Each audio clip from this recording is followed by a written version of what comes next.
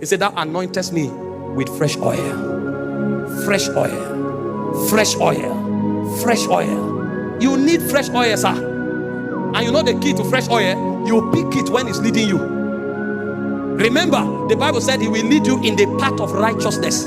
It's in the path of righteousness that the baptism of fresh oil takes place. In Psalm 45 verse 10 and Hebrews chapter 1, I think verse 8 or 9, it said, because thou lovest righteousness and hated iniquity, he said, even thy God has anointed you with fresh oil. And so the people who carry fresh oil are those who in his leading accept the demands of righteousness.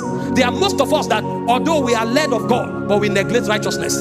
So God led you and gave you a job, and you enter the oil company, and suddenly you discover you can make 10 million every week if you just join a group of people and change figures. And you say, God, this thing, now wow, are you sure this is not the blessing of God in disguise? Because corruption can come in those parts. It is those who adopt righteousness that become enthroned. God gave you that job in the bank and you became manager, and you now discovered it's possible to, some cash are flowing here up and down. There's some things you can do, and you start bending corners. You start bending corners. You will dethrone yourself.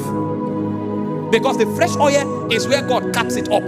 But that fresh oil is a function of righteousness. You know what righteousness does? Righteousness, number one, makes the blessings of God an addition. It says, seek ye first the kingdom of God and his righteousness. And it says, all the other things men seek shall be added.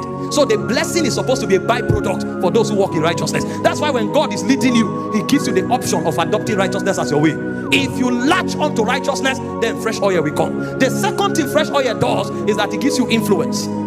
In Psalm 92 verse 10, it said, my horn hast thou exalted as the horn of the unicorn. It said, you have anointed me with fresh oil. So the first thing fresh oil does is to make the blessings of God an addition. The second thing fresh oil does is to exalt your horn. So influence becomes an entrustment God gives you because you choose righteousness. That's why 10 people can be preaching, only 2 can address their generation. It's not about who has more Bible knowledge. It's about who is entrusted with influence. That's why 10 people can be in the oil business. Only 2 can become people who have authority in the market. That's how 5 people can be in the lecturing job. Only 1 becomes an Irokotri there. Why? Because influence has been given. Influence is a function of fresh oil. And number 3, dominion is a function of fresh oil. It is because of that fresh oil that he said he is prospering even in the presence of his enemies. And so there are many of us, although we passed the test of God's leading, but we corrupted it by going the way of unrighteousness. So fresh oil attracts God's blessings. Fresh oil brings influence, and fresh oil brings dominion. But fresh oil is a function of righteous living, because you love righteousness and hate iniquity. It said the Lord has anointed you with fresh oil.